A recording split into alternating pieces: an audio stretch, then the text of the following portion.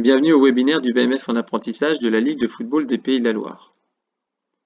Devant vous, les portraits des différents responsables du BMF en apprentissage sur notre territoire. Claire Germain sur votre gauche, référente du BMF en apprentissage sur Basse-Goulaine. Fabien Brazille, en charge de la promotion de Sablé-sur-Sarthe. Denis Calès au centre, intervenant et maître de stage sur les promotions de Sablé-sur-Sarthe et du CRT à Saint-Sébastien-sur-Loire. Samuel Bourdet, en charge de la promotion du CRT à Saint-Sébastien-sur-Loire. Enfin, Willy Lacoste, CTR en charge des formations, coordinateur des différents dispositifs du BMF et également maître de stage sur la promotion de Basse-Goulaine.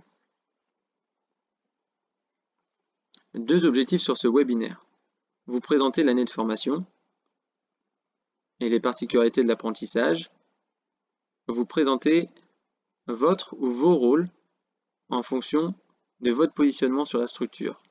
Employeur, référent élu, maître d'apprentissage ou tuteur. Pour commencer, le BMF, c'est quoi? Le brevet moniteur de football est un diplôme de niveau 4, de niveau bac. C'est le premier diplôme qui permet d'être rémunéré contre l'enseignement de la pratique foot.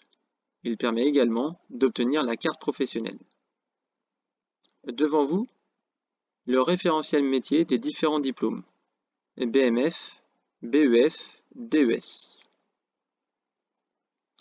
Le BMF a comme objectif de former un animateur du projet club, un éducateur d'une équipe départementale, voire du premier niveau régional.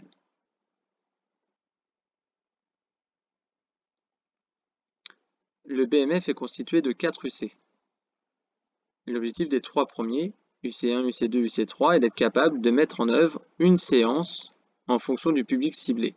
L'UC1, le public étant l'école de foot, l'UC2, le public étant les jeunes de préformation, U12 à U15, l'UC3, sur un public U16 à senior.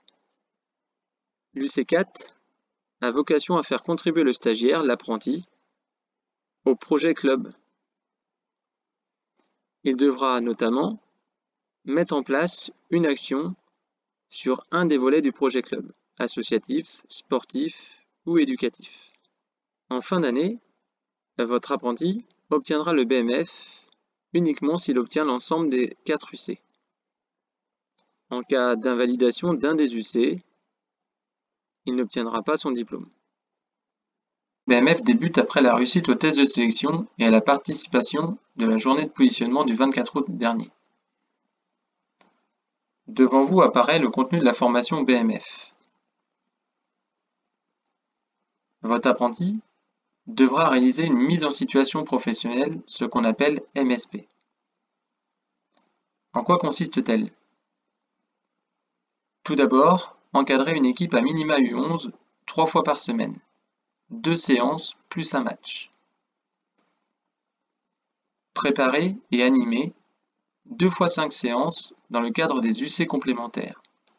Par exemple, si votre apprenti a la catégorie U13 dans le cadre de sa MSP, il devra réaliser 5 séances sur le public U9-U11, UC1, et 5 séances sur le public U16 à senior, UC3. En parallèle, il devra à minima réaliser 5 actions en lien avec l'arbitrage. 4 sont obligatoires. Arbitrer un match de foot à 11, arbitrer un match de foot à 8, organiser un biathlon, organiser une réunion d'information pour les responsables d'équipe. Il devra également participer au projet club avec la mise en place d'actions.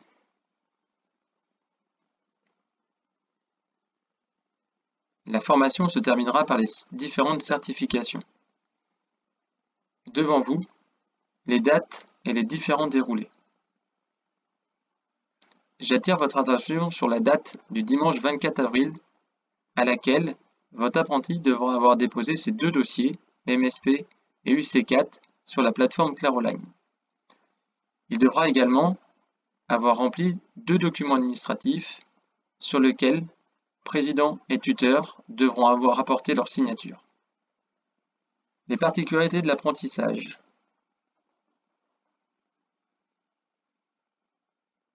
Six modules complémentaires seront proposés à votre apprenti cette année. Le module handicap, le module gardien de but découverte, les 2 modules en lien avec le futsal, le module U7 et le module animatrice fédérale.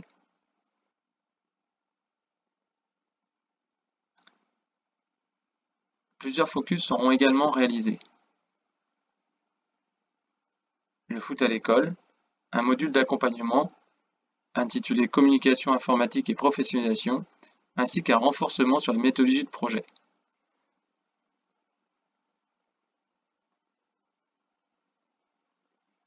Pour rappel, la formation compte 350 heures en face à face et 50 heures en formation à distance. Le contenu de la formation BMF en apprentissage est vu de manière transversale, en fonction des objectifs définis, des publics ciblés, mais également en fonction du niveau de vos apprentis. La formation dure 50 jours, certification comprise. Il faut ajouter à cela la formation à distance pour un total de 50 heures. Elle sera réalisée sous 2 formes, une commande auprès des apprentis ou une formation en visio. Sur votre droite, les différents créneaux de formation dès lundi et mardi. De rappel, le premier, c'est qu'il n'est pas possible pour votre apprenti d'encadrer en club le lundi soir. Le mardi, à minima, votre apprenti est disponible à partir de 18 h pour encadrer. Nous passons désormais au deuxième volet du webinaire. L'objectif est de présenter votre ou vos rôles en fonction de votre statut, employeur, référent élu, maître d'apprentissage ou tuteur. Vous trouvez ce document intitulé Dispositif d'accompagnement 2021-2022 BMF en apprentissage sur la plateforme Claroline. Ce document, recto verso, présente les différentes missions des différents intervenants, apprentis, employeurs, référents élus, maître d'apprentissage, tuteur ou institut régional de formation. Concernant l'employeur ou le référent élu, voici ses missions. Avant la prochaine journée de formation, le 27 septembre, il vous est demandé de vous mettre à jour avec le CFA, toute la partie contractuelle et administrative avec votre apprenti, d'avoir créé l'emploi du temps et défini les missions de votre apprenti, signer les conventions qu'il doit vous adresser d'ici là, et enfin participer à la réunion Visioclub avec le maître de stage. Durant l'ensemble de l'année, il vous est demandé de rencontrer à minima, une fois par mois, votre apprenti pour faire le point. Durant la période 1, 2 ou 3, une visite club sera réalisée par un de nos formateurs. Il vous est demandé également d'être présent. Durant la deuxième période, votre apprenti, dans le cadre de l'UC4, va réaliser un diagnostic du projet club. Il vous est demandé de le recevoir lors d'un comité de directeur pour qu'il puisse présenter son diagnostic et ses orientations. Enfin, il vous est demandé de réaliser un entretien de mi-saison avant les vacances de Noël. Sur votre droite, les différentes missions sur la période 2022. À titre d'information, nous avons demandé à votre apprenti, en cas d'arrêt de travail, que celui-ci soit envoyé à la caisse d'assurance maladie, bien évidemment, mais également au maître d'apprentissage, tuteur, au référent pédagogique, et Pauline Boger, responsable administratif, ainsi qu'à vous, employeur ou référent élu. Il est possible que le médecin permette à l'apprenti de poursuivre sa formation malgré son arrêt de travail. Nous avons signifié également qu'il est demandé un certificat médical aux apprentis pour être dispensés de la pratique foot tout au long de la formation. Le maître d'apprentissage est un rouage essentiel dans l'accompagnement de l'apprenti. Le maître d'apprentissage a pour mission de permettre à l'apprenti de développer de nouvelles compétences. Des compétences qu'on qualifiera hors pratique football, ce sont des compétences en matière administrative, logistique ou en matière de gestion de projet. Dans le tableau présenté précédemment, nous avons listé l'ensemble des missions que le maître d'apprentissage devra réaliser tout au long de l'année de formation. Nous vous proposons de faire un éclairage sur les premières missions. Avant le prochain temps de formation, qui aura lieu le 27 septembre, nous attendons du maître d'apprentissage qu'il s'assure que la mise en route de l'alternance soit efficace. En effet, nous souhaitons que l'apprenti puisse vivre une année de formation sereine. Pour cela, le maître d'apprentissage s'assurera de bien signer les conventions. Nous lui demanderons également de visionner ce webinaire et de participer à la réunion Visio Club afin d'établir un premier contact avec l'équipe de formateurs. Ensuite, nous demanderons au maître d'apprentissage de rencontrer son apprenti une fois par semaine pour faire un point.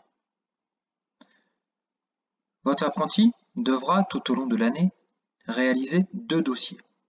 Un premier qu'on nomme dossier MSP, qui est lié à la pratique du foot, à l'entraînement, à l'encadrement des différentes équipes, mais aussi au coaching et aux missions liées à l'arbitrage. Et un deuxième dossier, qui est un dossier au projet en lien avec l'UC4. Nous attendons du maître d'apprentissage qu'il s'assure que son apprenti respecte les échéanciers demandés par l'équipe de formation. Les échéanciers seront disponibles sur la plateforme Claroline. Ensuite, nous demandons au maître d'apprentissage d'être présent lors de la visite club réalisée par un des membres de l'équipe de formation. Et nous demandons et nous souhaitons également que le maître d'apprentissage soit présent lors d'une réunion de bureau dans laquelle votre apprenti viendra vous présenter le diagnostic qu'il a fait de votre club et le choix d'action qu'il souhaite mettre en place pour son projet. Enfin, avant les vacances de Noël, nous demanderons au maître d'apprentissage de rédiger un bilan intermédiaire de la formation de son apprenti. Enfin, une formation de maître d'apprentissage sera proposée prochainement par le CFA. Le rôle du tuteur.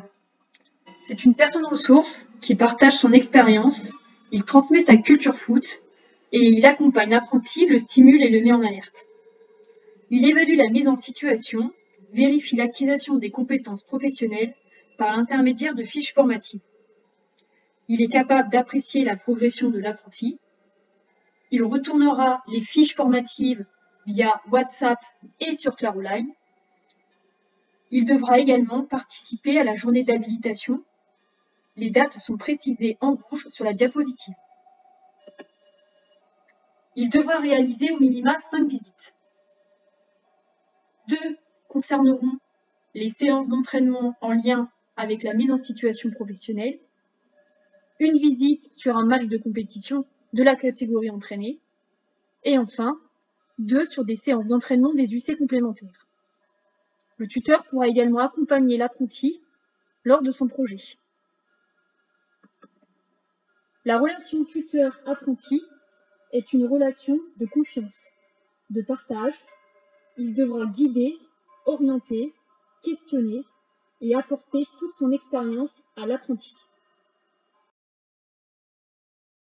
Nous allons dorénavant vous présenter les outils qui vont nous permettre de réaliser un accompagnement, un suivi de qualité de votre apprenti. Le suivi régulier de votre apprenti est la clé du succès pour ce dernier. Vous avez dû établir avec lui son planning hebdomadaire en répertoriant les heures au centre de formation ainsi que les heures liées aux différentes missions que vous lui avez attribuées. Vous devez être à l'heure actuelle en train de suivre ce webinaire et à l'issue de ce webinaire, nous souhaitons vous rencontrer pour une Visio Club. La Visio Club nous permettra de faire connaissance, d'échanger sur cette année de formation et de répondre à vos interrogations. Nous souhaitons pour cette Visio Club la présence de votre apprenti, de votre référent élu, de votre maître d'apprentissage et de votre tuteur. De notre côté, le maître de stage de votre apprenti et éventuellement le formateur en charge de la visite seront présents. Cette Visio Club se tiendra avant le 27 septembre et se déroulera sur un créneau de 45 minutes. nous avons signalé sur le groupe WhatsApp les différentes disponibilités des maîtres de stage. Afin de mettre votre apprenti au cœur de sa formation, nous lui avons demandé de coordonner cette visio-club. Il doit s'assurer des disponibilités des uns et des autres et de communiquer avec efficacité pour qu'on puisse créer cette visio-club. À partir du 27 septembre, votre apprenti rentrera de plein pied dans sa formation du BMF. Il alternera les 14 heures de formation, soit à Sablé, soit à Basse-Goulaine, soit à Saint-Sébastien, avec les missions que vous lui avez confiées. Il nous semblait important de mettre en place et à votre disposition différents outils pour assurer le suivi de votre apprenti. Pour ce faire, nous utiliserons la plateforme Claroline ainsi qu'un groupe WhatsApp. Nous serons également disponibles par téléphone ou pour un rendez-vous en club si vous en éprouvez le besoin. La plateforme Claroline est un outil important de cette formation en alternance. Cette plateforme informatique permet de déposer et télécharger des documents. Vous pouvez y retrouver des documents administratifs en lien avec la réglementation et la législation de l'apprentissage. Vous retrouverez également tous les contenus de formation. Les formateurs y déposeront également les commandes pédagogiques. Il paraît donc important que l'apprenti appréhende au plus vite et au mieux cet nouvel environnement numérique. En effet, l'apprenti devra tout au long de l'année y déposer des commandes, mais aussi ses dossiers MSP et UC4. Votre apprenti a dû, sur le groupe WhatsApp, vous donner le lien pour que vous puissiez, vous, employeur, référent élu, maître d'apprentissage, tuteur, venir à souhait sur cette plateforme pour récupérer les informations qui vous paraissent essentielles. Afin d'avoir une communication plus efficace, plus efficiente avec vous les clubs, nous avons demandé à chaque apprenti de créer un groupe WhatsApp. L'intérêt de ce groupe est de communiquer sur le quotidien de votre apprenti et de faire un meilleur suivi pédagogique. En effet, à chaque fois que votre apprenti passera en pédagogie au centre de formation, nous déposerons sur le groupe WhatsApp une photo de la fiche formative. Vous y retrouverez des annotations et des conseils pour votre apprenti. Nous espérons que cet outil vous permettra de faire progresser plus vite votre apprenti sur les parties pédagogiques. Sur ce groupe WhatsApp, vous avez dû découvrir récemment le lien Claroline ainsi que les identifiants et mots de passe pour naviguer à souhait sur la plateforme. La dernière étape du suivi de votre apprenti sera une visite club. Cette visite se déroulera entre les mois de septembre et janvier. Lors de cette visite club, nous souhaiterons la présence de l'apprenti, du référent élu, du maître d'apprentissage et du tuteur. Notre formateur en charge de cette visite sera présent pour mieux appréhender le contexte de travail de votre apprenti. Il en profitera également pour faire un bilan intermédiaire de la formation. Il observera également votre apprenti sur 1 ou 2 séances d'entraînement. L'apprenti devra avoir préparé, installé, animé cette séance ou ces séances. L'objectif pour le formateur, c'est d'apprécier les progrès et les comportements en matière pédagogique de votre apprenti. Comme pour la visio-club, l'objectif pour nous est de mettre l'apprenti au cœur de son projet, au cœur de sa formation, et c'est lui qui devra coordonner cette visite. Il devra s'assurer de la présence des uns et des autres pour pouvoir informer le formateur de la possibilité de cette visite. Une fois cette visite réalisée, nous réaliserons un compte-rendu qui vous sera adressé par mail afin que vous ayez une trace écrite de notre passage. Ce webinaire touche à sa fin. Nous nous retrouverons dorénavant lors de la Visio Club au mois de septembre afin de faire plus ample connaissance. Nous en profiterons pour répondre à vos interrogations qui ont pu naître à la lecture ou à l'écoute de ce webinaire. Si vous avez des questions d'ordre administratif, n'hésitez pas à contacter Pauline Boger. Merci pour votre écoute. À très vite.